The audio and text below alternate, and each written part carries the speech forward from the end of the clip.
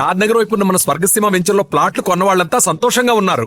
ఒక్కసారి విజిట్ చేయండి. మీ వాళ్ళు మీకే సపోర్ట్ చేయరు అంటే యాక్సెప్ట్ చేస్తా? ఆ, ఎందుకు చేయరు? ఆడదానికి నీతో ఏంటి ప్రాబ్లం? నాతో ఏం ప్రాబ్లం ఉంది వాళ్ళకి? నేను అసలు వాళ్ళతో నేను వాళ్ళ దాకా వెళ్ళే అంత ఎప్పుడూ లేదే. ప్రాబ్లం వచ్చినట్టు కూడా ఎక్కడ లేదు నాతో. బట్ ఆడదానికి శత్రువు అన్నట్టు ఇట్లా ఉంటది అనుకుంటా. కానీ నాకు సపోర్ట్ ఉంది. నీకు సపోర్ట్ చేసేవాళ్ళు చేసేవాళ్ళు ఉన్నారు. అలా అని అందరూ ఒకలాగానే ఉండరు కదా శివ. అంతే, దాంట్లో కూడా అంతే. నీకు నీకు పడతారు, అందరితో పడుతుందా? పడుతుందేముంది.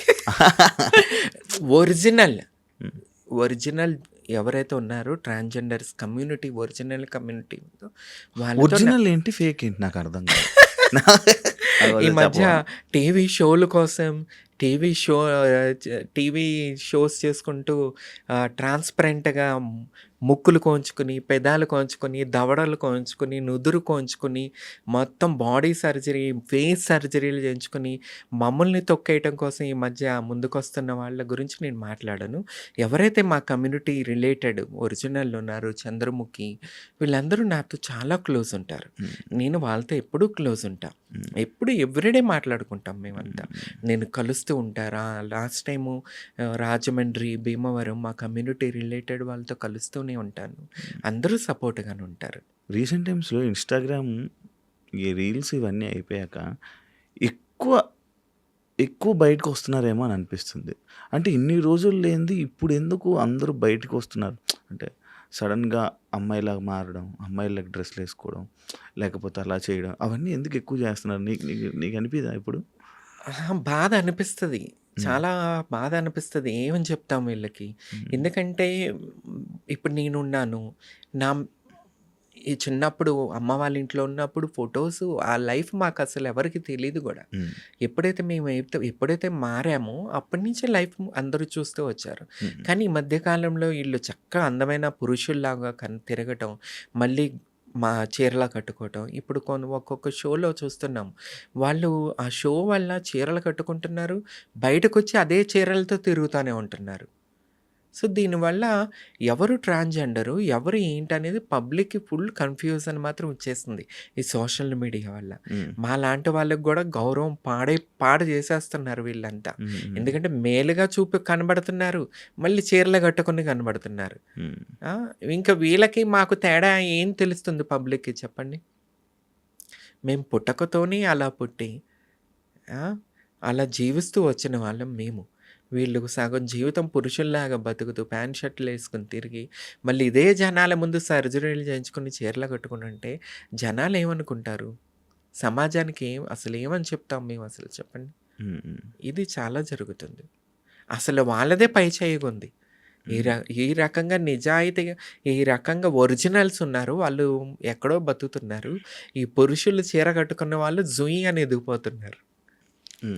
బేసిక్ నీకు మాట్లాడడం రాదు కదా? దేనికి? అంటే టీవీ షోల్లో అంటే లైక్ ఇందాక నువ్వు చెప్పినట్టే, అంటే వాళ్ళకి కావాల్సినట్టుగా మాట్లాడడం రాదా?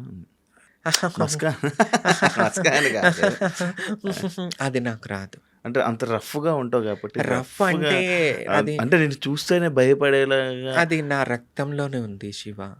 ఎందుకంటే నేను ట్రాన్స్ ఫీమేల్ అయి ఉండొచ్చు.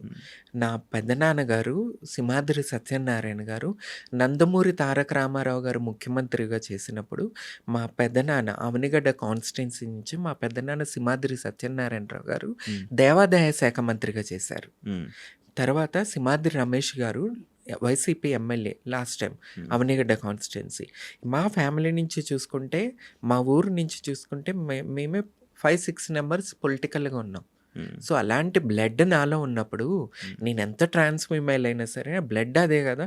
ఆ పౌరుషం, ఆ నిజాయితీ, ఆ రక్తంలో ఉడుకు అవి కంపల్సరీ ఉంటాయి. సో ఇవి చాలా మాట్లాడుకున్నాం, మంచిగా ఉంది.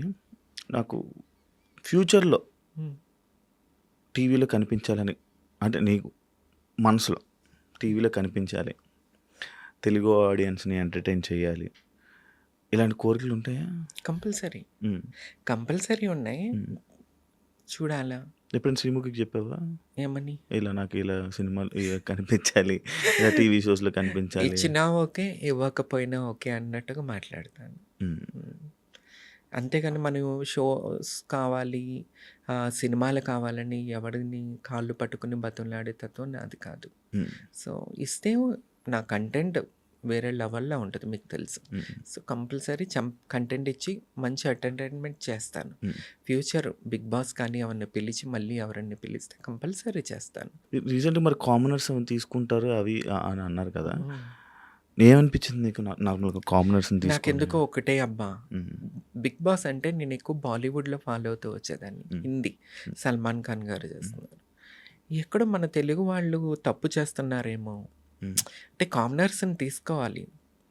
కానీ ఎక్కడో ఈ సింపతి గేమ్, ఒక సింపతి షో అయిపోయింది 'బిగ్ బాస్.' హ్మ్. రియాలిటీ తక్కువ, సింపతి. ఇప్పుడు కొన్ని సీజన్స్ నుంచి సింపతి ఆడుకుంటా కార్డ్ ఆడుకుంటూనే వచ్చేస్తున్నారు. ఆ సింపతి చూపించిన వాళ్ళు ఓట్లేసి విన్నర్స్‌ని చేసేస్తున్నారు. నాటకాలు ఆడి, ఏడుపులు చెప్పి, అబద్ధాలు చెప్పి, రేపు ఇక నెక్స్ట్ సీజన్ కూడా అదే ఒక సీరియల్ చూసినట్టే చూడాలా. హ్మ్. కర్చీఫ్ పెట్టుకొని ఒక సీరియల్, అదొక ఈ మధ్య 'కార్తీక దీపం' సీరియల్ తర్వాత 'బిగ్ బాస్' అనేది ఒక సీరియల్ లెక్కనే చూడాల్సొస్తది. సో, ఎందుకో పాడైపోతుంది. షో వాల్యూ తగ్గిపోతుంది. ఎందుకంటే సీజన్ 1, 2, 3 ఇది వరకు చూసిన 4 ఓకే. అప్పటి వరకు చూసిన షో లాగా ఇప్పుడు లేదు 'బిగ్ బాస్.' హ్మ్. పబ్లిక్‌లో కూడా చూసుకున్నా ఆ క్రేజ్ తగ్గిపోతుంది. ఎక్కడో ఛానల్స్ వాళ్ళు కొద్దిగా జాగ్రత్త పడి ఇంకా తీసుకెళ్ళాలి ముందుకని చెప్పి నేను అనుకుంటున్నాను.